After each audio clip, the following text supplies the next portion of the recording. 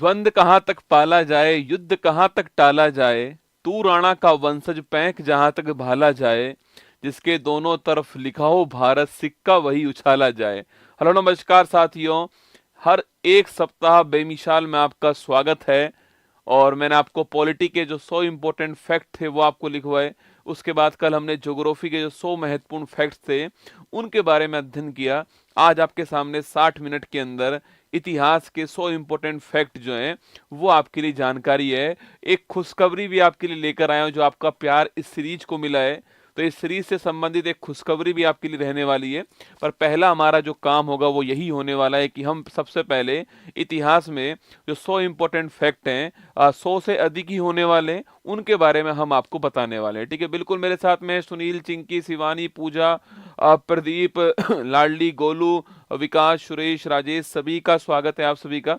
आइए शुरुआत करते हैं। समय बहुत कम है और वक्त को थोड़ा वक्त दीजिए जनाब, ये वक्त आपका वक्त पलट देगा। चलिए शुरुआत करते हैं। इतिहास के 100 इंपॉर्टेंट फैक्ट्स जो हैं वो आपके सामने यहाँ पर आने वाले हैं अगले 60 मिनट के अंदर।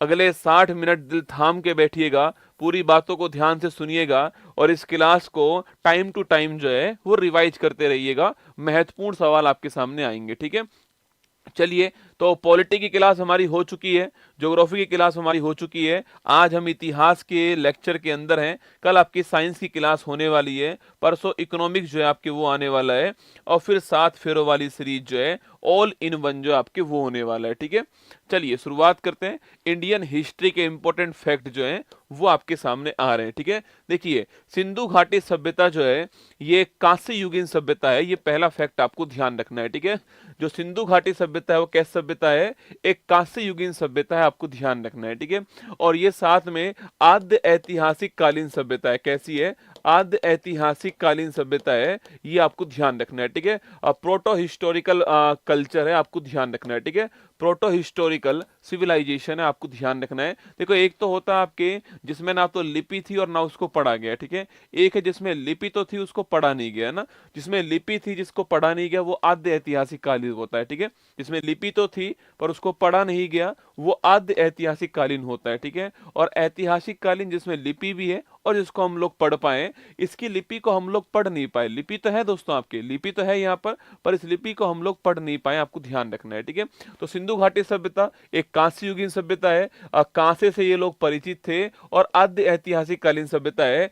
सिंधु घाटी सभ्यता के लोग जो है वो लोहे से परिचित नहीं थे, आपको ध्यान रखना है। ठीक है, अब कुछ महत्वपूर्ण स्थल की बात करूं आपसे, हड़प्पा जो स्थल है आप जानते हो, इसलिए इसका नाम हड़प्पा सभ्यता भी है, पहला स्थल था ये आपके। इसकी खोज करने वाले कौन थे, दयाराम साहनी जो है 1921 में खोज करने वाले। हड़प्पा सभ्यता वर्तमान में पाकिस्तान के अंदर है, और नदी कौन सी है आपकी, रावी नदी के किनारे, आपको ध्यान रखना है। ठीक है, आगे बढ़िएगा। मोहनजोदड़ो पूछूं आपसे, सिंधु नदी ध्यान रखिएगा आप जो है, और खोज करने वाले कौन है, राखल दास बनर्जी खोज करने वाले।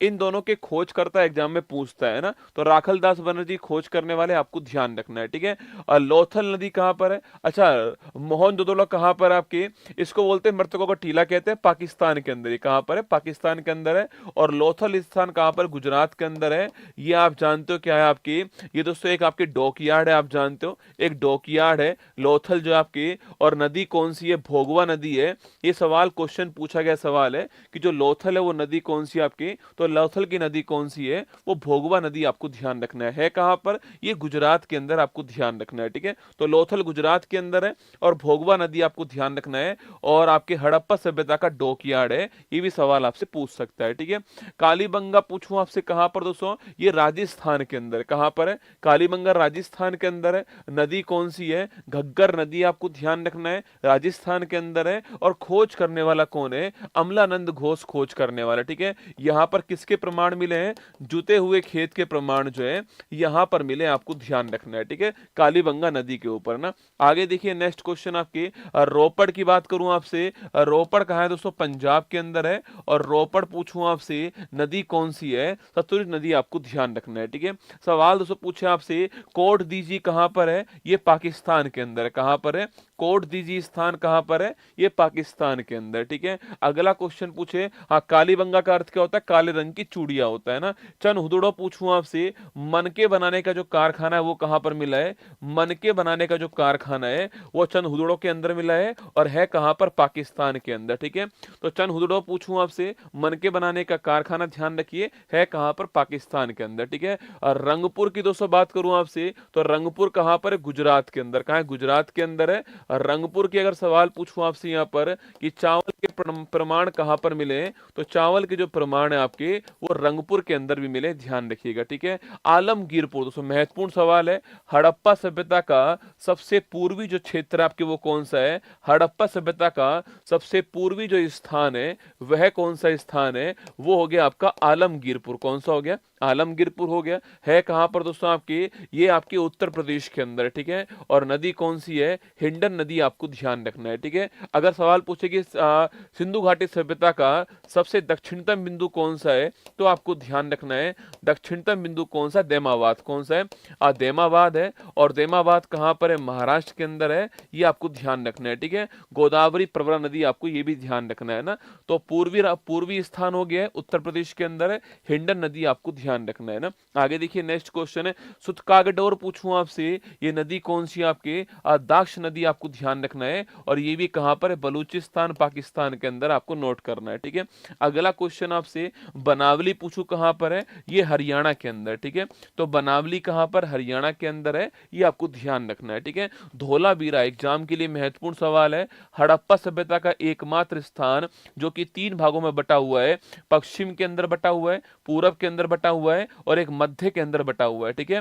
हड़प्पा सभ्यता का एकमात्र स्थान जो 3 भागों में डिवाइड है वो कौन सा है, वो हो गया आपका धोलावीरा। है कहां पर दोस्तों आपकी, ये आपके कहां पर है, तो ये राजस्थान के अंदर है, सॉरी आपके ये गुजरात के अंदर है। और अभी हाल ही में इसको 40वें नंबर का यूनेस्को विश्व धरोहर जो है ये घोषित किया गया, आपको ध्यान रखना है, ठीक है। तो धोलावीरा कहां पर है, धोलावीरा जो है आपके वो गुजरात के अंदर, आपको एग्जाम में सवाल पूछ ले तो आपको ठीक करके आना है, ठीक है। आगे बढ़िए, भारतीय आर्कियोलॉजिकल सर्वे ऑफ इंडिया, सवाल पूछूं आपसे, आर्कियोलॉजिकल सर्वे ऑफ इंडिया जो है इसकी स्थापना कब होती है, तो आर्कियोलॉजिकल सर्वे ऑफ इंडिया की स्थापना 1861 के अंदर होती है। संस्थापक का नाम क्या है, अलेक्जेंडर कनिंगम जो है संस्थापक का नाम है, ठीक है। तो आर्कियोलॉजिकल सर्वे ऑफ इंडिया की स्थापना कब होती है, 1861 में होती है। और आपके अलेक्जेंडर कनिंगम जो है, ध्यान रखना ये इसके संस्थापक थे, आपको ध्यान रखना है, ठीक है।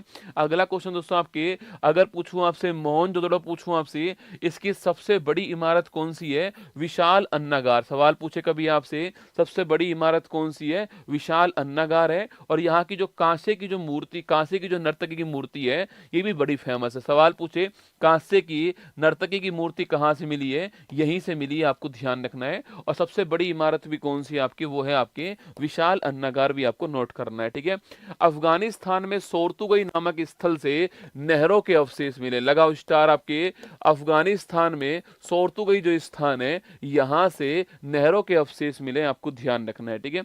आगे देखिए, सिंधु घाटी सभ्यता के कालीबंगा स्थल से भूकंप और जुते हुए खेत के प्रमाण मिले, आपको ध्यान रखना है, ठीक है। तो कालीबंगा स्थान से जुते हुए खेत के प्रमाण और भूकंप के प्रमाण आपके प्राप्त हुए हैं। सिंधु घाटी सभ्यता की सबसे बड़ी विशेषता क्या है, इसकी अद्भुत नगर नियोजन व्यवस्था, ठीक है। सिंधु घाटी सभ्यता की सबसे बड़ी विशेषता क्या है आपकी, उसका जो नगर नियोजन है और जल निकासी सिस्टम जो है वो सबसे बड़ी व्यवस्था, आपको ध्यान रखना है।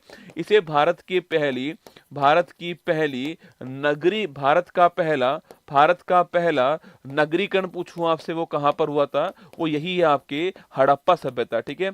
अच्छा, भारत का सेकंड नगरीकरण कब हुआ था, लिखना आपके, ये हुआ था कब आपके, ये हुआ था महाजनपद काल में। कब हुआ था, महाजनपद जो काल है आपके वहां पर हुआ है, ठीक है। तो पहला आपके हड़प्पा सभ्यता है और दूसरा कौन सा है, महाजनपद काल, आपको ध्यान रखना है, ठीक है। अगला क्वेश्चन देखिए, ऋग्वेद सबसे प्राचीनतम ग्रंथ है ना, ऋग्वेद जो है सबसे प्राचीनतम प्राचीनतम वेद है, आपको ध्यान रखना है, ठीक है।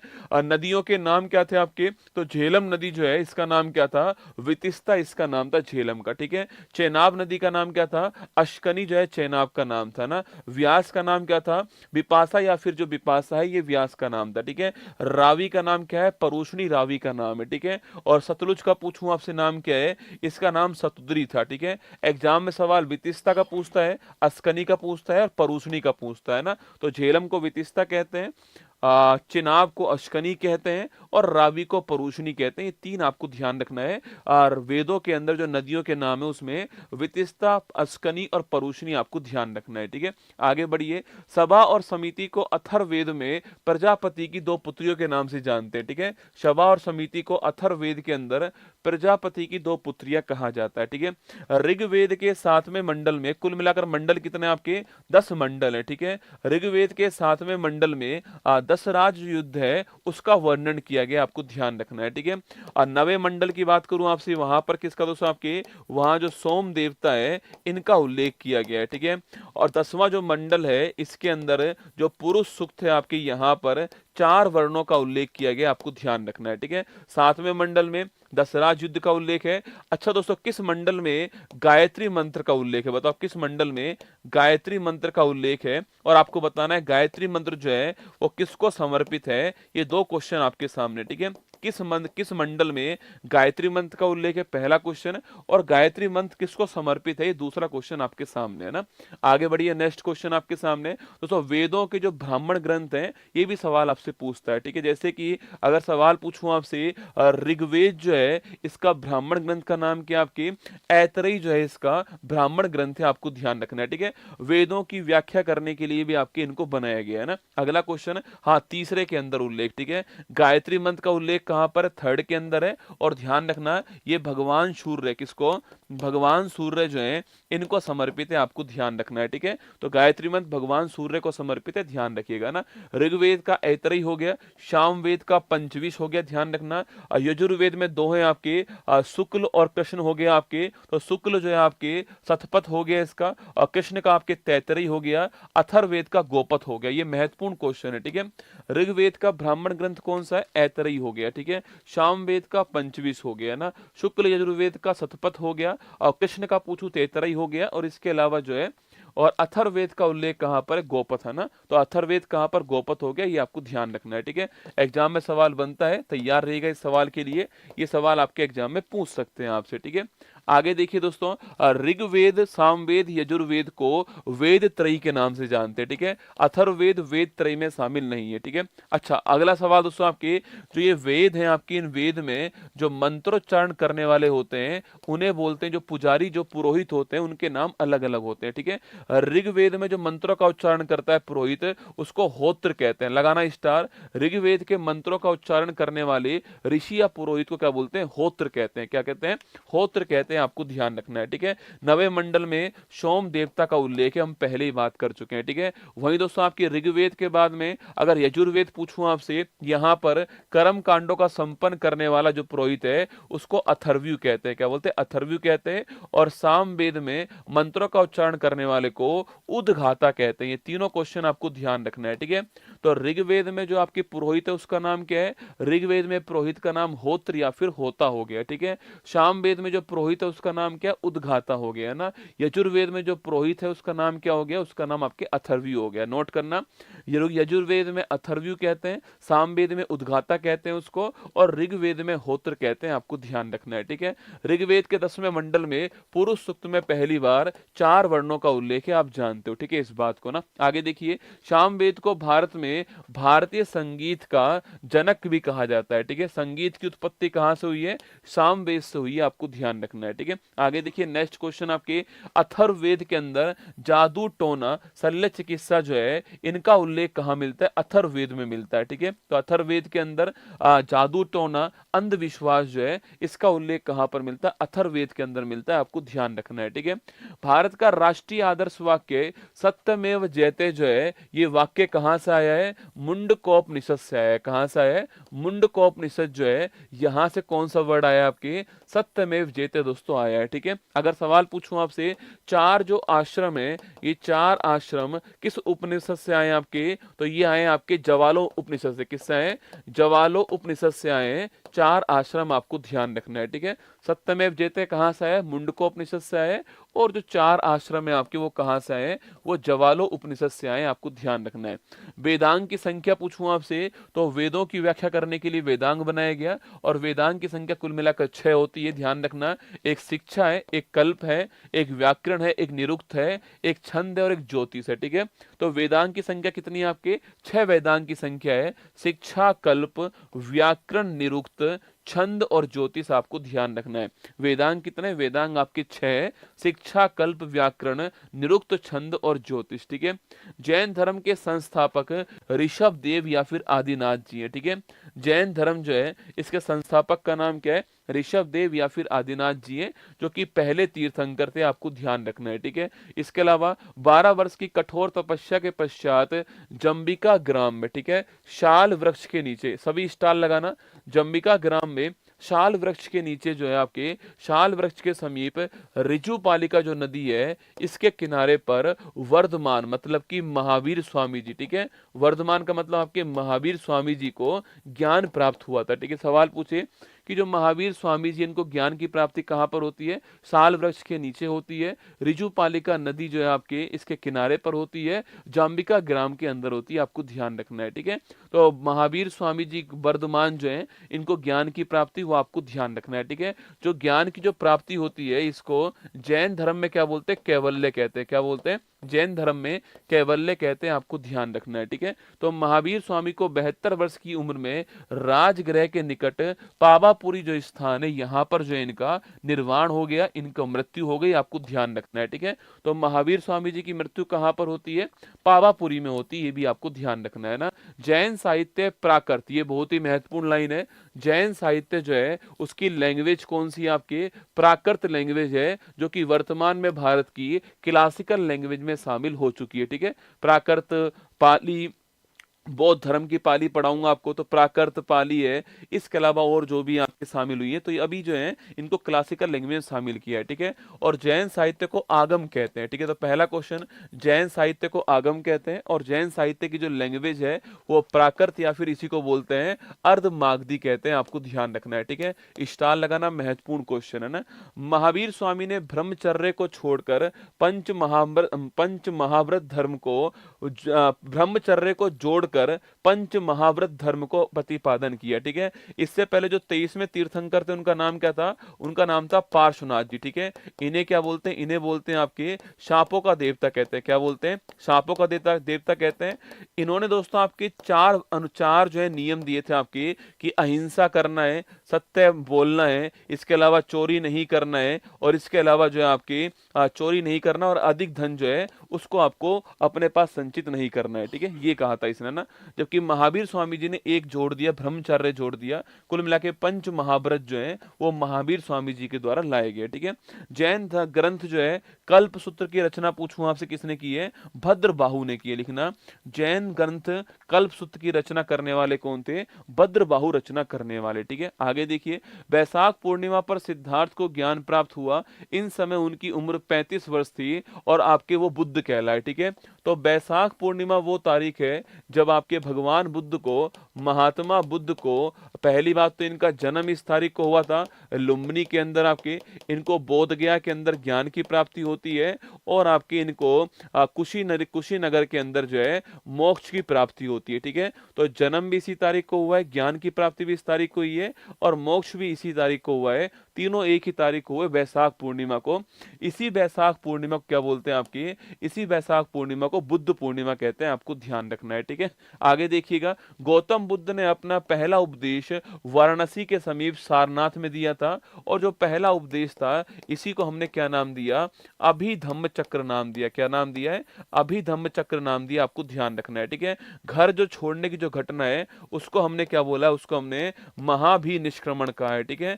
जो घर छोड़ने की जो घटना है उसको हमने महाभिनिष्क्रमण कहा है, और जो ज्ञान की जो प्राप्ति है उसको हमने क्या बोला? निर्वाण कहा है, ध्यान आपके। और जो मोक्ष की प्राप्ति है उसको हमने महापरिनिर्वाण का है। क्या का है? महापरिनिर्वाण का है। तो ज्ञान की प्राप्ति कहाँ? बोध गया में होती है। मोक्ष कहाँ मिलता है? कुशीनगर में मिलता है। पहला जो आपकी उपदेश था वो कहाँ पर? अभिधम्म चक्र के अंदर दिया गया। पहला जो उपदेश था वो सारनाथ के अंदर दिया गया, और इसी को हम जो है धम्म चक्र प्रवर्तन कहते हैं। आपको ध्यान रखना है, ठीक है। गौतम बुद्ध की मृत्यु 483 ईस्वी में आपके उत्तर प्रदेश में कुशीनारा में होती है। इसे महापरिनिर्वाण कहते हैं। क्या बोलते हैं? महापरिनिर्वाण कहते हैं। सर्वाधिक उपदेश कहाँ दिए? श्रावस्ती के अंदर, ठीक है। सर्वाधिक उपदेश श्रावस्ती में दिए, आपको ध्यान रखना है, ठीक है। बौद्ध धर्म के 3 रत्न कौन कौन से? आपके बुद्ध, धम्म और संघ जो है ये बौद्ध धर्म के आपके 3 रत्न हो गए, ठीक है। इसके अलावा दोस्तों आपके बौद्ध धर्म का जो ज्ञान है इसे त्रिपिटक के नाम से जानते हैं, जो कि कौन सी लैंग्वेज में? आपके पाली भाषा के अंदर लिखा हुआ है, ठीक है। सुत्त पिटक हो गया, विनय पिटक हो गया, और एक आपके अभिधम्म पिटक हो गया ना। तो सुत्त पिटक, विनय पिटक, अभिधम्म पिटक, ये 3 पिटक हैं पाली भाषा के अंदर लिखे गए, आपको ध्यान रखना है। सुत्त पिटक, विनय पिटक, अभिधम्म पिटक, आपको ध्यान रखना है, ठीक है।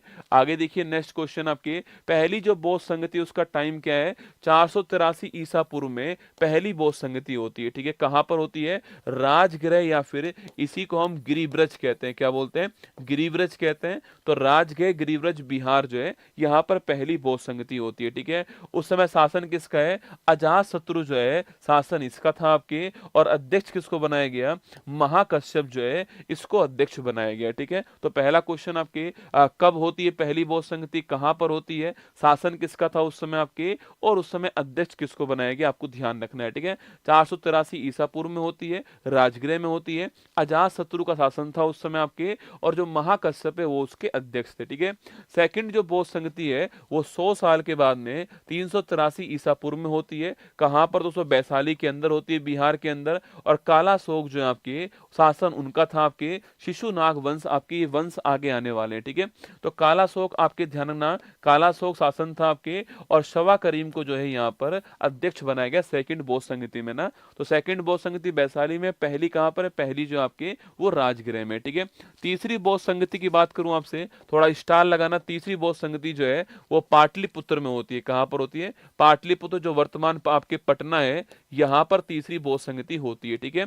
अच्छा सवाल पूछूं आप सुनो, पाटलिपुत्र जो है इसको बसाने वाले कौन थे, ठीक है। पाटलिपुत्र को बसाने वाले कौन थे, ये क्वेश्चन आपके सामने, ठीक है। और आगरा को बसाने वाले कौन है, ये क्वेश्चन आपके सामने ना। अच्छा शासन काल पूछूं आपसे, सम्राट अशोक जो है आपके वो शासन था उस समय, और अध्यक्ष कौन थे? मोगलीपुत्तिश जो है वो इसके अध्यक्ष थे, ठीक है। अच्छा सवाल पूछूं आपसे, जो सुत्त पिटक और जो विनय पिटक है लिखना आपके, सुत्त पिटक और जो विनय पिटक है इन दोनों की स्थापना कब होती है? इन दोनों की जो स्थापना है वो पहली बौद्ध संगति के अंदर हो गई थी, है ना। सुत्त पिटक और विनय पिटक की स्थापना पहली बौद्ध संगति में होती है, और वहीं आपके जो अभिधम्म पिटक है इसकी स्थापना मोगलीपुत्तिश जो है वो तीसरी बौद्ध संगति जो है यहाँ पर करते हैं, आपको ध्यान रखना है, ठीक है। तो मोगलीपुत्तिश अध्यक्ष थे इस समय, और पाटलिपुत्र के अंदर होती है अशोक के शासन काल में होती है, आपको ध्यान रखना है, ठीक है। हाँ सिकंदर लोदी, ये तो ठीक आंसर आपका 1504 ईस्वी के अंदर सिकंदर लोदी, ठीक बात है। ऊपर वाले का आंसर बताओ आपके, पाटलिपुत्र को बसाने वाले कौन थे ना। तो पाटलिपुत्र को बसाने वाले कौन है आपको बताना, ये तो ठीक आंसर है सिकंदर लोदी 1504 आगरा, आपको ध्यान रखना है, ठीक है।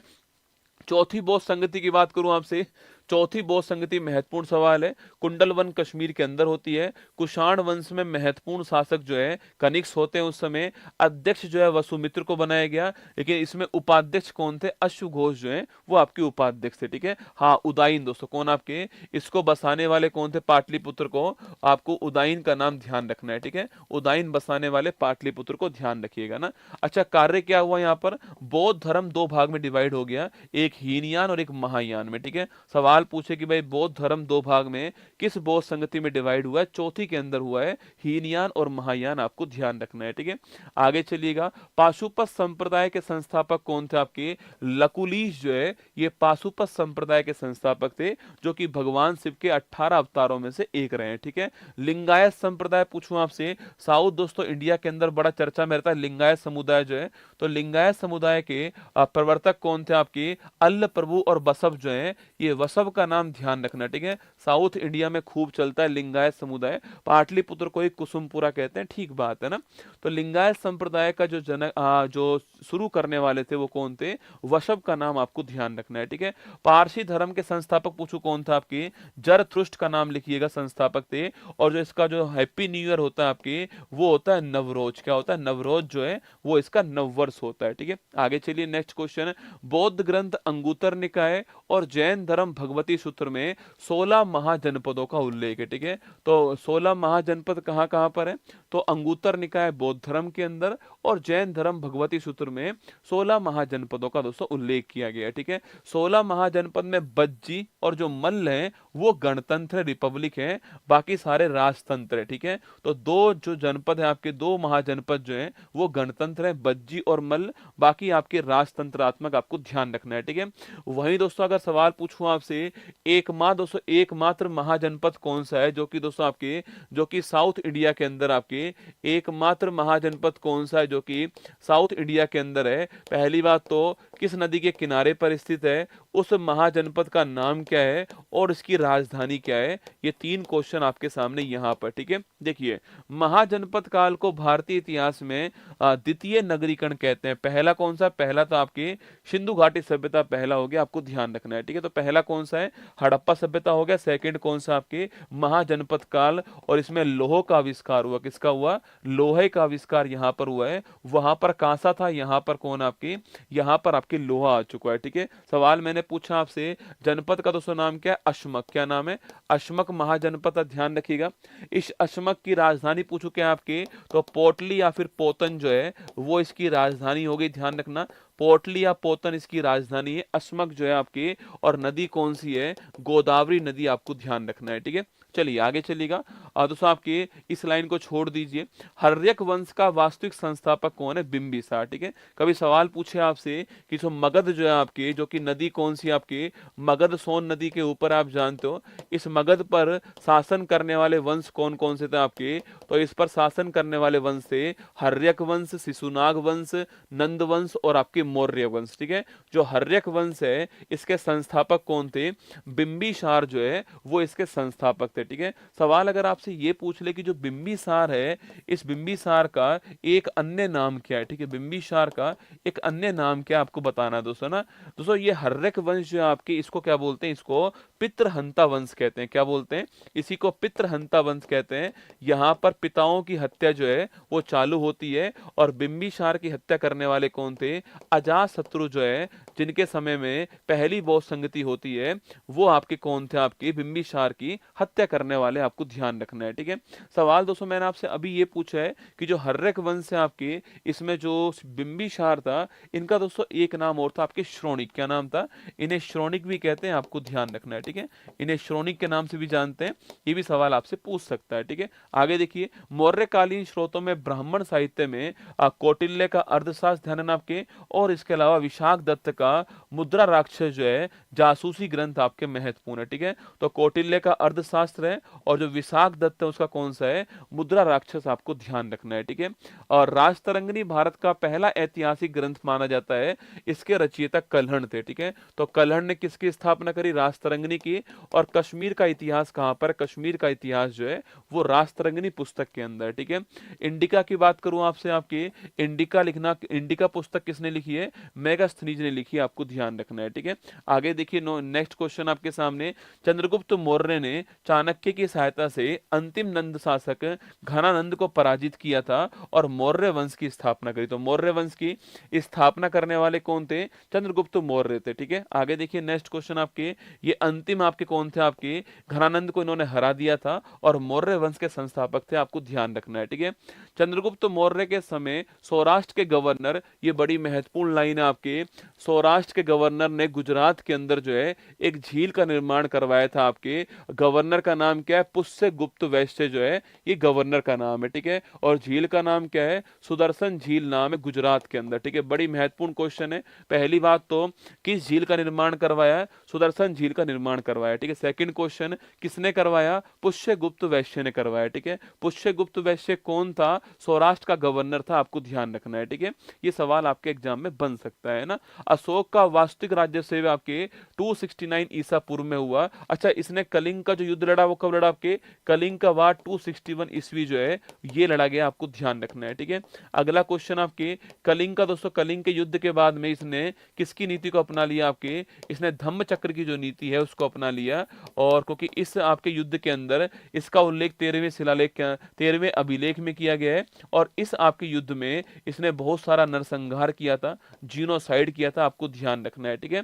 तो कलिंग युद्ध की बात करूं आपसे 261 ईसा पूर्व, आपको ध्यान रखना है। अगला क्वेश्चन इसके बाद में 13वां अभिलेख में आपको इसका उल्लेख किया गया था, नरसंहार इसमें बहुत बड़ी मात्रा में हुआ। इसके बाद में इन्होंने आपके धम्म चक्र की नीति को अपना लिया, आपको ध्यान रखना है, ठीक है। आगे देखिए अशोक के, ये बहुत ही दोस्तों बढ़िया लाइन है।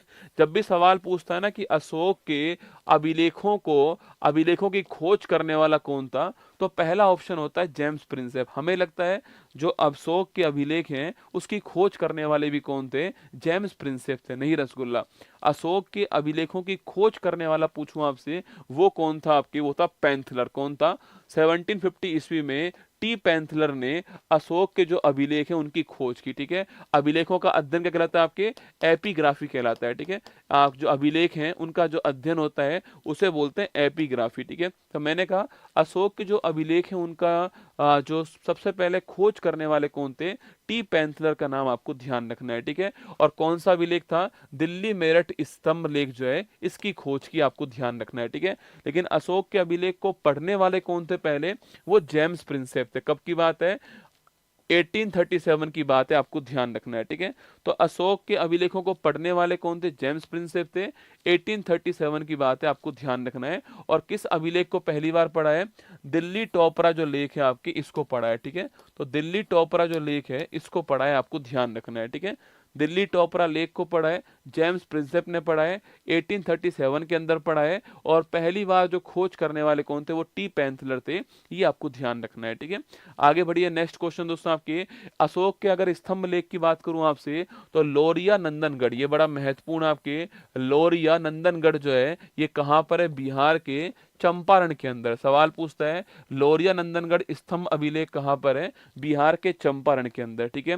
रामपुरवा जो स्तंभ अभिलेख है वो कहां पर है, ये भी बिहार के चंपारण में, आपको ध्यान रखना है, ठीक है। दोस्तों आगे देखिए नेक्स्ट क्वेश्चन आपके दिल्ली टोपरा, रुक जाया करो, मैं जानता हूं कि आपके दिमाग में सवाल दिल्ली टोपरा का आएगा, ठीक है। मैं लेकर आया हूं, चिंता मत कीजिए, बहुत ढंग से तैयार की गई स्लाइड है आपके लिए ना। हाँ, इसके ऊपर मोर के चित्र है ना, इसके ऊपर मोर के चित्र आपको ध्यान रखना है, ठीक है। दिल्ली टोपरा, दोस्तों ये क्वेश्चन बड़ा महत्वपूर्ण है। ये सर्वाधिक फेमस क्या है, स्तंभ लेख है, ठीक है। यह दोस्तों मूलतः आपके हरियाणा में था, किंतु फिरोज शाह तुगलक जो है ये इसको लाने वाला कौन था, फिरोज शाह तुगलक जो है ये इसको दिल्ली लाने वाला, आपको ध्यान रखना है, ठीक है। फिरोज शाह तुगलक जो है ये इसको दिल्ली लाने वाला था, ये आपको ध्यान रखना है, ठीक है। मूलतः आपके दिल्ली का नहीं था, पर लाने वाला कौन था, आपके फिरोज शाह तुगलक जो है आपके बाद में इसको दिल्ली के अंदर ले आया, ठीक है। अच्छा, तो समाहर्ता पूछूं आपसे, समाहर्ता कौन होता है, आपके समाहर्ता जो है आपके वो आपके रेवेन्यू जो है इसको कलेक्ट करने वाला अधिकारी होता है, वित्त मंत्री, ठीक है। तो रेवेन्यू कलेक्ट करने वाला अधिकारी कौन है, समाहर्ता है, ठीक है। अगर सवाल दोस्तों आपसे यहाँ पर ये पूछे सन्निधाता क्या होता है आपके, ये दोस्तों कौन आपकी, ये जो है वो जो फंड होता है इसका हेड कौन होता है आपके, तो फंड का जो हेड आपके वो दोस्तों कौन आपके, तो फंड का जो हेड है वो होता है कौन आपके, सन्निधाता होता है, ठीक है। तो फंड का हेड कौन है, तो फंड का जो हेड है वो सन्निधाता है, आपको ध्यान रखना है, ठीक है। तो फंड का हेड कौन आपके, फंड का हेड जो है वो सन्निधाता है, आपको ध्यान रखना है, ठीक है। फंड का हेड कौन है आपके, वो सन्निधाता है, आपको ध्यान रखना है, ठीक है। तो फंड का हेड कौन सा रसगुल्ला, तो फंड का जो हेड है आपके वो ध्यान रखिए कौन है, तो फंड का जो हेड है वो शनिधाता, आपको ध्यान रखना है ना। लक्षणाध्यक्ष मुद्रा व टकसाल का जो अध्यक्ष है वो कौन आपके, वो लक्षणाध्यक्ष है ना। मुद्रा और टकसाल का जो अध्यक्ष है वो लक्षणाध्यक्ष होता है, ये भी आपको ध्यान रखना है। और रूप दर्शक जो है आपके, वो अधिकारी मुद्रा आपका परीक्षण करने वाला होता है, ठीक है। सातवाहन की बात करूं दोस्तों, आपके सातवाहन जो वंश है, इस सातवाहन वंश के संस्थापक कौन है, सिमुक। कौन है, सिमुक है ना। तो सातवाहन वंश के संस्थापक कौन है, सिमुक है, ये आपको नोट करना है, ठीक है। अगला क्वेश्चन आपके, सिमुक ने राजधानी किसको बनाया, सातवाहन वंश की राजधानी कौन सी, प्रतिष्ठान। लगाओ स्टार। सातवाहन वंश की राजधानी कौन सी है, प्रतिष्ठान इसकी राजधानी है। तो सातवाहन वंश के सिमुक संस्थापक है, आपको ध्यान रखना है। और प्रतिष्ठान जो है इसकी राजधानी है, ये भी आपको ध्यान रखना है, ठीक है। आगे देखिए, सातवाहन काल में शासन का मातृसत्तात्मक दोस्तों ना, ये आपके महत्वपूर्ण क्वेश्चन है। सातवाहन जो वंश है दोस्तों आपकी, यहाँ पर जो राजा हुए उन्होंने माता का नाम आगे लगाया गौतमी पुत्र सातकर्णी। कौन आपके, तो जो माता का जो नाम है आपके, वो आगे लगाया हुआ है, आपको ध्यान रखना है, ठीक है। तो सातवाहन जो वंश है ये मातृसत्तात्मक ढांचा था, ये आपको ध्यान रखना है, ठीक है। कुषाण वंश पूछूं आपसे, इसके संस्थापक कौन थे, कुजुल कडफिसस जो है ये इसके फाउंडर थे ना। तो कुषाण वंश के संस्थापक कौन है, कुजुल कडफिसस जो है ये इसके संस्थापक हैं, आपको ध्यान रखना है, ठीक है। कनिष्क ने अपनी राजधानी पुरुषपुर या फिर पेशावर को बनाया था। मथुरा इनके राज्य की दूसरी राजधानी है, ठीक है। तो मथुरा, कुषाण वंश पूछूं आपसे, पहली बात तो सोने के सिक्के जारी करने वाला वंश आपके कुषाण वंश है। कनिष्क आपके बड़ा फेमस था, यहाँ पर आपके इसकी राजधानी पुरुषपुर या फिर पेशावर थी। मथुरा इसके राज्य की दूसरी राजधानी, आपको ध्यान रखना है। आगे देखिए, गांधार कला शैली दोस्तों ना, मूर्ति बनाने की शैली होती है, गांधार शैली होती है, मथुरा शैली होती है, मूर्ति बनाने की शैली होती है। तो सवाल पूछे कि भाई कुषाण वंश ने किसका सपोर्ट किया था आपके, तो गांधार जो कला शैली है इसको सपोर्ट किया, आपको ध्यान रखना है, ठीक है। गुप्त साम्राज्य को दोस्तों भारतीय इतिहास का स्वर्णिम काल कहते हैं, ठीक है।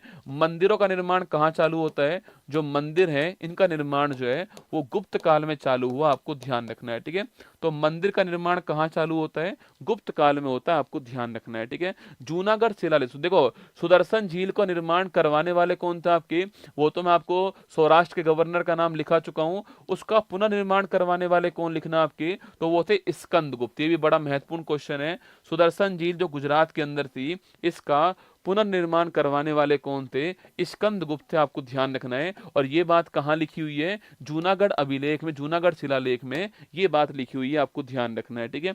आगे देखिए, सती होने का सबसे पहला अभिलेख कहाँ पर मिला है, भानुगुप्त के एरन अभिलेख से मिलता है, ठीक है। तो भानुगुप्त का जो एरन अभिलेख है, सती होने का पहला अभिलेख जो है वो यहाँ पर मिलता है, आपको ध्यान रखना है, ठीक है। तो भानुगुप्त के एरन अभिलेख से, ठीक है। नालंदा विश्वविद्यालय की स्थापना करने वाले भी कौन थे, वो भी यही थे, आपको ध्यान रखना है, ठीक है। नालंदा विश्वविद्यालय की स्थापना करने वाले कौन थे, वो भी भानुगुप्त थे, आपको ध्यान रखना है, ठीक है। कवि कालिदास ने 7 ग्रंथों की रचना की है, वो कौन कौन दोस्तों आपके, वो थे आपके कुमार संभव थे, आपका रघुवंश था, ऋतु संहार था, मेघदूत था, विक्रमोर्वशीय था, आपके मालविकाग्नि मित्रम। ये जो मालविकाग्नि मित्रम है ना, ये एक बार आपके यूपीएससी ने पूछा हुआ है इसको, ठीक है, ध्यान रखिएगा ना। तो मालविकाग्नि मित्रम, ऋतु संहार, मेघदूत, रघुवंश, कुमार संभव, अभिज्ञान शाकुंतलम कहाँ के, यहीं के, ध्यान रखना। और दोस्तों आपके, अरे इसको नालंदा विश्वविद्यालय का निर्माण करने वाले कुमार गुप्त थे ना, इसको ठीक करना। नालंदा विश्वविद्यालय का निर्माण करने वाले कौन थे, कुमार गुप्त का नाम ध्यान रखिएगा, ठीक है। भानुगुप्त तो आपके क्या था, भानुगुप्त जो है इनके टाइम पर तो सती प्रथा का जो आपके एरन अभिलेख है वो मिला है, ठीक है। और नालंदा विश्वविद्यालय जो है इसका निर्माण करने वाले कौन थे, कुमार गुप्त का नाम आपको ध्यान रखना है, ठीक है। कुमार गुप्त ठीक कीजिएगा ना। कालिदास को भारत का शेक्सपियर कहते हैं, आपको ध्यान रखना है, ठीक है। आगे देखिएगा, मृच्छकटिकम नाटक जो है आपके, वो शुद्रक ने दोस्तों लिखा है, और इसमें कुल 10 अंक है। ये क्वेश्चन पूछा गया है कितने अंक थे इसमें ना, तो मृच्छकटिकम जो नाटक है उसको लिखने वाले कौन थे, शुद्रक थे, ठीक है। अगर पूछूं आपसे, विशाख दत्त की बात करूं आपसे, तो मुद्रा राक्षस और देवी चंद्रगुप्तम जो है ये नाटक लिखने वाले कौन है, विशाख दत्त का नाम आपको ध्यान रखना है, ठीक है। पंच सिद्धांतिका, बृहद संहिता, लघु जातक जो है, ये दो नाम नोट कीजिए। बृहद संहिता और पंच सिद्धांतिका जो है किसकी पुस्तक है आपकी, ये बरामीर की पुस्तक है, रचना है, ये आपको ध्यान रखना है। ठीक है, आगे देखिए नेक्स्ट क्वेश्चन है, नागर शैली उत्तरी भारत में प्रचलित थी, इसमें विशाल शिखर, सभा मंडप, दोस्तों इनका यूज होता है। ठीक है, देखो मंदिरों की एक शैली होती है नागर शैली। ठीक है, नागर शैली कहाँ पर होती है, ये नागर शैली जो आपके वो उत्तरी नॉर्थ इंडिया जो है यहाँ पर होती है। ठीक है, तो मंदिर निर्माण की जो नागर शैली है वो जो नॉर्थ इंडिया है वहां पर होती है, आपको ध्यान रखना है। ठीक है, तो मंदिर निर्माण की जो नागर शैली है वो दोस्तों उत्तरी भारत में होती है। और कुछ दोस्तों ऐसे मंदिर जो आपके, ऐसे मंदिर हमारे यहाँ पर उत्तरी आपके जो इंडिया वहां बनते हैं। और इसमें बीच में आपके गर्भगृह होता है, ये आप जानते हो। ठीक है, इसमें शिखर होते हैं, गर्भगृह होते हैं, ये आपको ध्यान रखना है। ठीक है, वहीं दोस्तों साउथ इंडिया जो है यहाँ पर जो शैली होती है वो होती है आपकी द्रविड़ शैली। ठीक है, यहाँ पर दोस्तों मंदिर जो है आपके वो पिरामिड नुमा बनते हैं। कैसे बनते हैं, पिरामिड नुमा मंदिर बनते हैं, आपको ध्यान रखना है। ठीक है,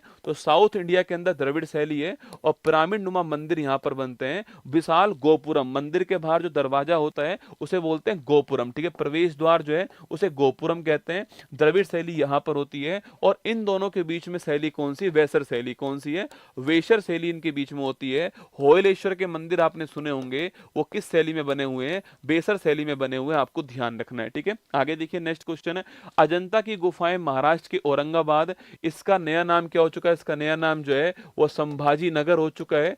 तो महाराष्ट्र के औरंगाबाद या फिर संभाजी नगर में कौन है, अजंता की गुफाएं, आपको ध्यान रखना है। 1983 के अंदर इनको यूनेस्को में शामिल किया गया, आपको ध्यान रखना है। इसमें कुल 29 गुफाएं हैं। गुफा नंबर 16 में मरनासन राजकुमारी का चित्र आपके, और गुफा नंबर 17 में चित्रशाला जो है इसका उल्लेख है। ठीक है, तो गुफा नंबर 16 में मरनासन राजकुमारी और गुफा नंबर 17 के अंदर चित्रशाला का उल्लेख है। 1983 में हमने इसको यूनेस्को की वर्ल्ड हेरिटेज साइट के अंदर शामिल किया, आपको ध्यान रखना है। ठीक है, अहोल आपके जो अभिलेख है इसकी रचना पुलकेशिन सेकंड ने की आपके, और उसके टाइम पर जरवारी कौन था आपके, रवि कीर्ति, आपको ध्यान रखना है। ठीक है, दोस्तों आप पुलकेशिन सेकंड को जानते होंगे, हर्षवर्धन को हराने वाले कौन थे, हर्षवर्धन को जो हराने वाले थे वो पुलकेशिन सेकंड ही थे। अहोल अभिलेख की रचना इनके टाइम पर होती है, ध्यान रखना। और रवि कीर्ति का नाम भी आपको ध्यान रखना है। ठीक है, सिंह विष्णु के दरबार में महान विद्वान दोस्तों भारवी हुए। ठीक है,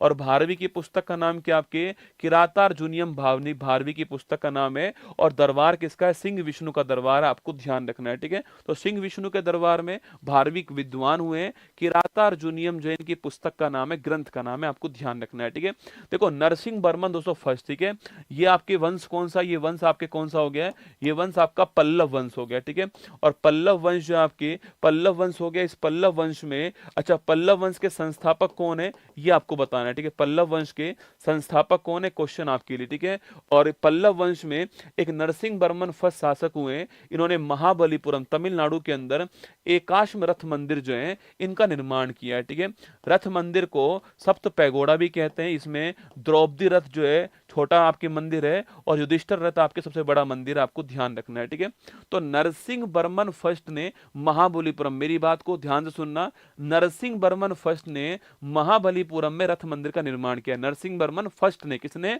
प्रथम की बात कर रहा हूं, पहले ने रथ मंदिर बनवाए कहां पर, तमिलनाडु के अंदर महाबलीपुरम में, आपको ध्यान रखना है। ठीक है, दोस्तों विजयालय तो चोल वंश के थे ना, विजयालय तो चोल वंश के संस्थापक हैं। दंती दुर्ग जो है आपके ये राष्ट्रकूट वंश के, किसके, राष्ट्रकूट वंश के। मैंने पूछा है पल्लव वंश, दोस्तों ना पल्लव वंश की बात की है। ठीक है, अब देखिए अगला क्वेश्चन, नरसिंह वर्मन सेकंड, मैं इसलिए कह रहा हूं जोर देना, नरसिंह वर्मन फर्स्ट ने क्या करा, नरसिंह वर्मन फर्स्ट ने रथ मंदिर का निर्माण करवाया। ठीक है, नरसिंह वर्मन सेकंड ने महाबलीपुरम के अंदर ही शोर मंदिर जो है, तटीय जो मंदिर है, इसका निर्माण करवाया, आपको ध्यान रखना है। ठीक है, ये क्वेश्चन पूछा गया सवाल है, नरसिंह वर्मन सेकंड का नाम आपको ध्यान रखना है ना। चोल वंश को दक्षिण भारत का सबसे प्राचीनतम वंश मानते हैं। इसका संस्थापक कौन, आपके विजयालय जो है ये इसका संस्थापक है, आपको ध्यान रखना है। ठीक है, सिंह विष्णु, अरे ये जो नाम लिख रहा है यही आपके संस्थापक पल्लव वंश के। ठीक है, तो चोल वंश की बात करूं आपसे, चोल वंश में विजयालय संस्थापक थे, ये आपको ध्यान रखना है। ठीक है, अलबरूनी महमूद गजनवी के साथ में भारत दोस्तों आता है। पहली बात तो इसकी पुस्तक का नाम क्या है, किताब उल हिंद है, इसी को हम लोग तहकीक हिंद कहते हैं। ठीक है, इसी को हम लोग तहकीक हिंद कहते हैं, आपको ध्यान रखना है, ठीक है। तो अल बरूनी की पुस्तक का नाम किताब उल हिंद है, इसी को हम लोग तहकीक हिंद कहते हैं, और ये किसके साथ में आता है, महमूद गजनवी के साथ में आया था, आपको ध्यान रखना है, ठीक है। 1191 के अंदर मोहम्मद गोरी और पृथ्वीराज चौहान के बीच में तराइन का पहला वॉर होता है, ठीक है। तो तराइन का जो पहला वॉर है वो 1191 ईस्वी के अंदर मोहम्मद गोरी और पृथ्वीराज चौहान जो इनके बीच में हुआ, आपको ध्यान रखना है, ठीक है। तो मोहम्मद गोरी पृथ्वीराज चौहान के बीच में तराइन का पहला वॉर होता है, कब होता है, 1191 के अंदर होता है, और ध्यान रखना तराइन का पहला वॉर कहां पर, तराइन के अंदर होता है, ठीक है। अच्छा, अगला क्वेश्चन आपके, इसमें कौन जीता आपके, तो मोहम्मद गोरी पराजित इसके अंदर हुआ और पृथ्वीराज चौहान इसके अंदर जीत गए, ठीक है। अगले साल 1192 में तराइन का सेकंड वॉर होता है, यहां पर मोहम्मद जो गोरी आपके वो जीत जाते हैं और पृथ्वीराज चौहान जो है यहां पराजित होते हैं, ठीक है। दिल्ली सल्तनत दोस्तों पूछूं आप, यहां पर 5 वंशों ने आपके शासन किया है। ये 5 वंश के नाम कौन कौन से हैं, इनको बोलते हैं गुलाम वंश, क्या बोलते हैं, गुलाम वंश या फिर मामलुक वंश कहते हैं, ठीक है। तो गुलाम वंश कह दीजिए या फिर मामलुक वंश कह दीजिए, एक ही बात है ना। संस्थापक कौन था इसका, कुतुबुद्दीन ऐबक संस्थापक था, आपको ध्यान रखना है, ठीक है। इसके बाद खिलजी वंश आता है, संस्थापक कौन है, जलाउद्दीन खिलजी संस्थापक। तुगलक वंश आता है, गयासुद्दीन तुगलक हो गया। सैयद वंश आता है, खिज्र खां हो गया। लोधी वंश आता है, बहलोल लोधी हो गया, ठीक है। तो 5 वंशों ने दिल्ली के ऊपर शासन करा है। इसमें पहला मामलुक या गुलाम वंश है, कुतुबुद्दीन ऐबक संस्थापक है, खिलजी वंश है, जलाउद्दीन खिलजी, तुगलक वंश है, गयासुद्दीन तुगलक, सैयद वंश है, खिज्र खां और लोधी वंश है, बहलोल लोधी। कभी आपसे सवाल ये पूछ ले कि भाई इन पांचों में से सबसे लंबा कार्यकाल जो है वो किस वंश का दोस्तों रहा है, ठीक है। इन पांचों में से सबसे लंबा जो कार्यकाल है वो किस वंश का रहा है, सवाल आपसे पूछ सकता है, ठीक है, कि इन पांचों में से सबसे लंबा जो कार्यकाल है वो दोस्तों कौन से वंश का रहा है। तो आप बताओ मुझे किस वंश का कार्यकाल जो है सबसे लंबा यहां पर रहा है। यह क्वेश्चन आपके लिए, तुगलक वंश जो है इसका जो कार्यकाल है सबसे लंबा रहा है, आपको ध्यान रखना है, ठीक है। आगे देखिए नेक्स्ट क्वेश्चन आपके, 1210 ईस्वी में चौगान खेलते हुए, ठीक है, पोलो खेलते हुए कौन मर गया आपके, कुतुबुद्दीन ऐबक पोलो खेलते हुए मर गया, आपको ध्यान रखना है, ठीक है। इसी को लाख बख्श कहते हैं, क्या बोलते हैं, इसी को लाख बख्श कहते हैं। कुतुबुद्दीन ऐबक को चौगान खेलते हुए इसकी मृत्यु हो गई, ध्यान रखिए, ठीक है। अगला क्वेश्चन, कुतुबुद्दीन ऐबक के बाद कौन आया, इल्तुतमिश आ गया, ठीक है। इसकी बात करूं मैं आपसे तो लाहौर के स्थान पर कुतुबुद्दीन ऐबक ने लाहौर को अपनी राजधानी बनाया था ना। जो कुतुबुद्दीन ऐबक बाद इल्तुतमिश जो है इसने दिल्ली को अपनी राजधानी, तो दिल्ली को अपनी राजधानी बनाने वाला कौन था, इल्तुतमिश, ठीक है। तो दिल्ली को अपनी राजधानी बनाने वाला कौन है, इल्तुतमिश है। कुतुबुद्दीन ऐबक ने लाहौर को अपनी राजधानी बनाया था ना। आगे देखिए, इल्तुतमिश ने चांदी का टका स्टार्ट करा है और तांबे का जीतल। सवाल पूछा जीतल किसका, तांबे का है, टका किसका है, चांदी का है, आपको ध्यान रखना है, ठीक है। शुरू करने वाला कौन है, इल्तुतमिश आपके शुरू करने वाला, आपको ध्यान रखना है ना। बलबन ने लोह और रक्त की दोस्तों नीति को अपनाया, ठीक है। सवाल पूछे कि बलबन ने कौन सी पॉलिसी को अपनाया, आपके लोह और रक्त की जो नीति है इसको अपनाने वाला कौन है, आपके बलबन, ठीक है। लाल महल का निर्माण करवाने वाला कौन आपके, वो दोस्तों बलबन था, ठीक है। पावोश और सजदा जो है इसको शुरू करने वाला कौन था, ये भी बलबन का नाम आपको ध्यान रखना है, ठीक है। तो लोह रक्त की नीति, लाल महल, पावो सजदा जो है इसको शुरू करने वाला कौन, बलबन, ठीक है। गयासुद्दीन तुगलक पहले शासक थे जिन्होंने सिंचाई के लिए नहरों का निर्माण, भाई साहब जो मैं लेकर आया हूं ना आपके लिए दोस्तों, ये बम है, रसगुल्ला, परमाणु बम, ठीक है। मैंने आपको जो प्रयास किया और जो मैं आपको खबर देने वाला हूं क्लास के अंत में वो परमाणु बम की तरह होने वाली, ठीक है। ये आपका हाइड्रोजन बम है, वो परमाणु बम होगा ना। तो गयासुद्दीन तुगलक पहले शासक थे जिसने सिंचाई के लिए नहरों का निर्माण की बात की, ठीक है। मोहम्मद बिन तुगलक, इनके बाद कौन सा आपके, जोना खां या फिर मोहम्मद बिन तुगलक आते हैं। इन्होंने दीवान ए अमीर, कोई बड़ा महत्वपूर्ण सवाल है कि भाई सवाल पूछे कि कृषि के विस्तार के लिए दीवान ए अमीर कोही की स्थापना करने वाला कौन है, वो मोहम्मद बिन तुगलक का नाम आपको ध्यान रखना है, ठीक है। सवाल दोस्तों आपसे यहां पर यह भी पूछ ले कि जो मोहम्मद बिन तुगलक है इसने अपनी राजधानी किसको बना दिया, आपके दौलताबाद जो है इसको अपनी राजधानी बनाया, आपको ध्यान रखना है, ठीक है। आगे देखिए नेक्स्ट क्वेश्चन आपके सामने, पानीपत का पहला वॉर कब होता है, 1526 के अंदर होता है और बाबर के साथ में आपकी होता है, ठीक है। तो बाबर और इब्राहिम लोदी के बीच में पानीपत का पहला वॉर होता है, आपको ध्यान रखना है। तो पानीपत का पहला वॉर आपके बाबर और इब्राहिम लोदी के बीच होता है, आप जानते हो, ठीक है। अच्छा अगला क्वेश्चन, पानीपत का सेकंड वॉर कब होता है, आपके 56 के अंदर होता है, ठीक है। और पानीपत का थर्ड वॉर कब होता है, 1761 1947 के अंदर होता है, आपको ध्यान रखना है ना। तो पानीपत के तीनों वॉर की डेट जो है आपको ध्यान होनी चाहिए, ठीक है। आगे देखिए, कुब्बत उल इस्लाम मस्जिद तथा 2.5 दिन का झोपड़ा, इसका निर्माण करवाने वाला कौन है? ऐबक, ठीक है। दोस्तों कुब्बत उल इस्लाम मस्जिद जो है, ये जो आपकी कुतुब मीनार जो है उसके पैरों के अंदर ही है, दिल्ली के अंदर, और 2.5 दिन का झोपड़ा कहाँ पर? अजमेर राजस्थान के अंदर, ठीक है।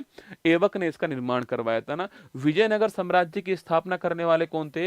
हरिहर बुक्का जो है विजयनगर की स्थापना करने वाले, और विजयनगर की राजधानी क्या है? हम्पी इसकी राजधानी, आपको ध्यान रखना है, ठीक है। कृष्णदेव राय, विजयनगर के एक महत्वपूर्ण शासक कौन है? कृष्णदेव राय ना। कृष्णदेव राय ने तेलुगु भाषा में, सवाल पूछा गया है कि जो आमुक्तमाल्यदा ग्रंथ है आपकी, इसकी लैंग्वेज कौन सी है? इसकी लैंग्वेज आपके तेलुगु भाषा, ठीक है। तो कृष्णदेव राय ने तेलुगु भाषा का प्रसिद्ध ग्रंथ आमुक्तमाल्यदा लिखा था, और संस्कृत में जाम्बती कल्याणम, ठीक है। तो दो ग्रंथ हैं इनके, जाम्बती कल्याणम और आमुक्तमाल्यदा। जाम्बती कल्याणम संस्कृत के अंदर है और ये तेलुगु के अंदर है, और इनके दरबार में अष्टदिग्गज थे। कौन थे इनके दरबार? दोस्तों इनके दरबार में अष्टदिग्गज का नाम आपको ध्यान रखना है ना। खानवा की लड़ाई 1527 के अंदर होती है, बाबर और राणा सांगा के बीच में होती है। राणा सांगा इसमें हार गए। खानवा आप जानते हो भरतपुर के पास में है, राजस्थान के अंदर, ठीक है। सर टॉमस रो और कैप्टन हॉकिंस 1600-208 में आपके जहांगीर के समय आपके भारत में दोस्तों आते हैं, ठीक है। तो कैप्टन हॉकिंस आपके 1608 ईस्वी के अंदर आपके जहांगीर के समय जो है भारत में आया था, ये आपको ध्यान रखना है, ठीक है। आगे देखिए, नूरजहां ने आगरा में अपने पिता के लिए, ठीक है, स्टार लगाना, एतमा उद्दौला का मकबरा, ठीक है, अपने पिता के लिए नूरजहां जो है इसने अपने पिता के लिए आगरा के अंदर एतमा उद्दौला का मकबरा बनाया, और यहाँ पर शैली कौन सी यूज की? आपके पित्रादुरा शैली जो है इसका यूज किया, आपको ध्यान रखना है, ठीक है। तो नूरजहां ने आगरा में, ठीक है, तो नूरजहां ने आगरा में अपने पिता एतमा उद्दौला का मकबरा बनवाया, ध्यान रखना, और आपके पित्रादुरा शैली जो है इसका यूज करा, आपको ध्यान रखना है, ठीक है। मनसबदारी प्रथा को शुरू करने वाला कौन? अकबर था। 1575 में मनसबदारी को स्टार्ट किया गया, आपको ध्यान रखना है, ठीक है। तो मनसबदारी प्रथा को शुरू करने वाला अकबर है, और 1575 में इसको स्टार्ट किया, आपको ध्यान रखना है ना। पुरंदर की संधि 1665 में महाराजा जयसिंह और शिवाजी के बीच होती है, ठीक है। छत्रपति शिवाजी महाराज लिखना, छत्रपति शिवाजी महाराज जो है इनके बीच में आपके पुरंदर की संधि कब होती है? 1665 में होती है, आपको ध्यान रखना है, ठीक है। इनके दरबार में कौन थे? अष्टप्रधान। कौन थे इनके दरबार में? अष्टप्रधान थे, और पेशवा जो है आपके, जो कि प्रधानमंत्री थे, आपके ध्यान रखना, ठीक है। सुमंत जो है आपके वो विदेश मंत्री थे, ये पोस्ट भी आपको ध्यान रखनी है, ठीक है। तो अष्टप्रधान किसके दरबार में? छत्रपति शिवाजी महाराज के दरबार में, और 1665 में संधि होती है, ये आपको ध्यान रखना है, ठीक है। चौथ और सरदेशमुखी जो आपके मराठा जो है आपके, ये वसूलते थे, ठीक है। पहली बात चौथ पूछूं आपसे, ये 1/4 हिस्सा है। सरदेशमुखी जो है आपके वो 1/10 है, ठीक है। सरदेशमुखी किसके पास गया है? सरदेशमुखी जो है आपके वो छत्रपति जो महाराज है इनके पास जाता है, ठीक है। और जो चौथ है आपके वो किसके पास जाता है? चौथ जो है जो मराठा जो राजा थे उनके पास जाता है। आसपास के जो राज्य हैं उनको सुरक्षा प्रदान करने के लिए चौथ सरदेशमुखी जो है वो वसूलते थे, आपको ध्यान रखना है, ठीक है। दोस्तों ये आपका 100 क्वेश्चन जो है वो एंशियंट हिस्ट्री और आपका जो मिडाइवल हिस्ट्री है इसके 100 क्वेश्चन आपके सामने, ठीक है। मैंने आपसे 1 घंटा कहा था, पर मैंने आपको लगभग 50 मिनट के अंदर जो है इसको निपटा दिया, ठीक है। क्योंकि एक्चुअली में जो आपकी मॉडर्न हिस्ट्री है ना, इसको मुझे एक अलग से क्लास में पढ़ाना पड़ेगा, ठीक है। तो हिस्ट्री में एक क्लास और होगी मॉडर्न हिस्ट्री की, है ना। तो इतिहास में एक क्लास आपकी और होने वाली है, कौन सी? मॉडर्न हिस्ट्री की, ठीक है। तो इतिहास में एक क्लास आपके आधुनिक इतिहास की अलग से होने वाली है। संभाजी कौन थे? अब तो आप जान चुके हो संभाजी कौन है। शिवाजी महाराज जो है इन्हीं के बेटे कौन था? आपके संभाजी महाराज थे, आप जानते हो, ठीक है। तो मॉडर्न हिस्ट्री की एक क्लास आपकी और लेने वाला हूं अलग से। 100 क्वेश्चन करा चुका हूं, अब आपको लगे नहीं लगे वो अलग बात है, पर आप काउंट कर लेना 100 फैक्ट जो है वो आपको मैं लिखा चुका हूं, ठीक है। 50 पेज हो चुके हैं, 50 पेज हो चुके हैं, और एक पेज में 2 से कम है ही नहीं दोस्तों आपके। किसी में 3 है, किसी में 3 देखो आपके, तो एक पेज में 3 से कम नहीं है। 50 पेज हो चुके हैं, मतलब कि 100 से ऊपर क्वेश्चन तो आपके 100% हो चुके हैं। एक इतिहास की क्लास आपकी अलग से लेने वाला हूं मैं आपके, जो आपकी मॉडर्न हिस्ट्री क्लास होने वाली है उसको मैंने अलग कर दिया, ठीक है। एक सूचना आपके लिए आगरा वालों के लिए ये है कि 22 तारीख को आगरा में सेमिनार होने जा रहा है। 22 तारीख को मैं खुद आ रहा हूं आपसे आगरा मिलने के लिए। 10 बजे सेमिनार होगा। ये QR कोड यहाँ पे लगा हुआ है, ऊपर आपको लिंक मिल जाएगा। अपनी सीट आज ही पक्की कर लेना भाई साहब, कल का वेट भी मत करना, कल हो सकता है नंबर ही ना आए आपका। इसकी क्षमता 900 की है और 500 प्लस बच्चे आपके इसमें हो चुके हैं, ठीक है। इसलिए मैं आपको बता रहा हूँ कि अभी जो है एक फॉर्म है आपकी, 20 रुपये उसका शुल्क है, भर करके उस फॉर्म को पूरा फिलअप कर दीजिएगा और अपनी सीट पक्की कर लीजिएगा। और 22 तारीख को, 22 मार्च को सुबह 10 बजे आपसे मुलाकात होगी आगरा के अंदर। आगरा में आपसे मुलाकात होने वाली है। हम आ रहे हैं आपके शहर आगरा के अंदर। ये क्यूआर कोड यहाँ पर दिया गया है, ठीक है। अब आगरा में पहला आगरा के अंदर, उसके बाद देखते हैं आगे कहाँ कहाँ पर जाएंगे। पर अब 22 मार्च को आगरा के अंदर आपसे मुलाकात होगी। जो आगरा के जितने भी स्टूडेंट्स हैं उनसे यही कहूँगा कि इस अपना फॉर्म को भर लीजिएगा और तैयार रहिएगा नागिन डांस करने के लिए। आगरा के अंदर जो है, मंजिल ने हौसलों से कहा तेरे बस की बात नहीं, हौसलों ने मंजिल की आंखों में आंखें डाल के बोला चल झुट्टी तेरी इतनी औकात नहीं। तो ये पहली और क्लास आपके सामने समाप्त होती है, इतिहास की क्लास। और हम 14 मिलियन के पास पहुंचने वाले हैं। मैं चाहता हूं कि जब हम आगरा पहुंचे तो वहाँ 14 मिलियन का केक काटें आप सभी के साथ में। तो अभी तक आपने सब्सक्राइब नहीं किया है उत्कर्ष को तो कर लीजिएगा। 14 मिलियन के हम बहुत पास पहुंच चुके हैं। आपका प्यार ही सबसे बड़ी ताकत है मेरी। अकेला खड़ा हूँ इस चैनल के ऊपर और देखिए अकेला ही चल रहा हूँ आपके सामने ना। मतलब मैं 2.5 मिलियन पर इस चैनल पर आया था, तब से आपको महसूस होगी एक बात कि इस चैनल के ऊपर अकेला मैं ही इसको खींच के ले जा रहा हूँ, अकेला मैं ही इस पे क्लास लेता हूँ, सिंगल मैं खड़ा हूँ आपके सामने। पर मैं अपनी तरफ से पूरा प्रयास करता हूँ आप सभी के लिए, चाहे करंट अफेयर्स हो चाहे स्टैटिक हो। आजकल मैंने 2-4 प्रयास और स्टार्ट करे हैं। कम्युनिटी पोस्ट चेक किया करो आप लोग, जो बेहतरीन कम्युनिटी पोस्ट आपको मिलेंगी। यूट्यूब पे वीडियो चेक किया करो, उत्कर्ष में कट वीडियो डालता हूं मैं आपके। कल मैंने डाली थी आपके महत्वपूर्ण संविधान संशोधन, सेकंड डाली मैंने, आज डाली है भारत के पड़ोसी देश की सीमाएं और विवाद डाल दिया है। कल एक और नई आने वाली है आपके सामने वीडियो, डेली एक वीडियो 2, 4, 5, 7 मिनट की आती है, उसको देखा करो आप जो है। और कम्युनिटी पोस्ट पर एक कंटेंट में डालने लग गया हूँ, उसको भी देखा करो आप लोगों ना। सब आपके लिए कर रहा हूँ, मेहनत आपके लिए कर रहा हूँ और ये वाली क्लास भी आपके लिए जारी है। एक सूचना शनिवार को आपको दूंगा, तैयार रहना कि अगले जो वीक है उसका प्लान क्या रहने वाला है, ठीक है। अगले वीक का प्लान क्या रहेगा शनिवार को आपको ये सूचना दे दूंगा। बाकी ध्यान रखना अपना, ऑल द बेस्ट आपको। आगरा वाले अपना फॉर्म भर लेना, ऊपर फॉर्म है, आज ही अभी फॉर्म अपना फिलअप करके रख दीजिएगा और निश्चिंत होकर के 22 तारीख को सुबह 10 बजे आपको आना है। जय हिंद, थैंक यू।